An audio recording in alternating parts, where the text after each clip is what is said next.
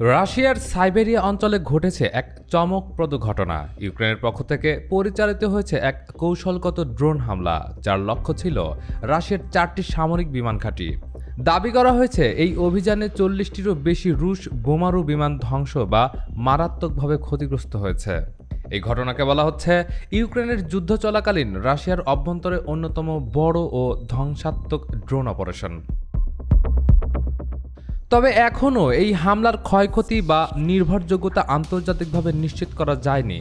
বিশেষজ্ঞদের ধারণা, এই হামলার সময় বেছে নেওয়া হয়েছে কৌশলগতভাবে, কারণ হামলার কয়েক ঘন্টার মধ্যেই তুরস্কের ইস্তাম্বুলে শুরু হতে যাচ্ছিল রাশিয়া ইউক্রেন শান্তি আলোচনা।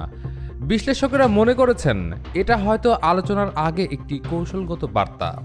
একটি গোপন সূত্র জানিয়েছে, ইউক্রেনের নিরাপত্তা সংস্থা SBU সরাসরি এই অভিযান চালিয়েছে।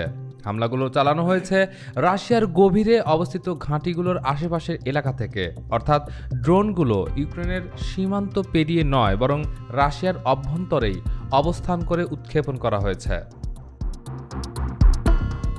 বিশেষজ্ঞরা বলছেন এটি ছিল অত্যন্ত পরিকল্পিত ও দীর্ঘমেয়াদী একটি অপারেশন।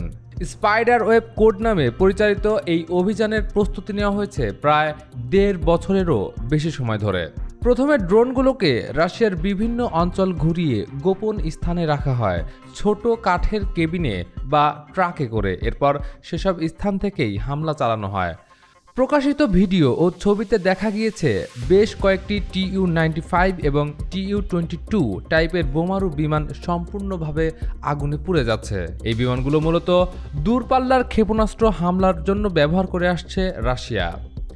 বিশেষ করে Tu-95 বিমানকে পারমাণবিক অস্ত্র বহনের জন্য উপযোগী হিসেবে ধরা হয়।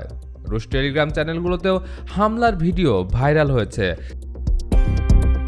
সাইবেরিয়ার ইরকুতস্ক অঞ্চলে এক সেনা সদস্যকে বলতে শোনা যায়, সবকিছু ধ্বংস হয়ে গেছে। ভিডিওর পিছনে দেখা গেছে বেশ কিছু বড় যুদ্ধবিমান জ্বলছে।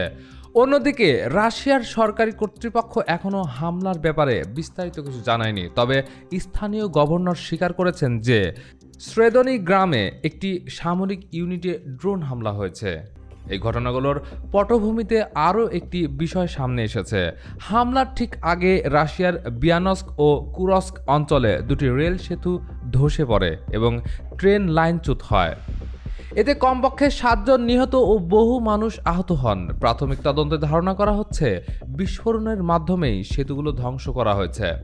2022 সালে যুদ্ধ শুরুর পর ইউক্রেন এমন এক ভয়ঙ্কর ড্রোন বাহিনী গড়ে তুলেছে, যেটি শুধু সীমান্ত নয়, রাশিয়ার অভ্যন্তরের গুরুত্বপূর্ণ অবকাঠামোগুলোতেও হানা দিতে সক্ষম।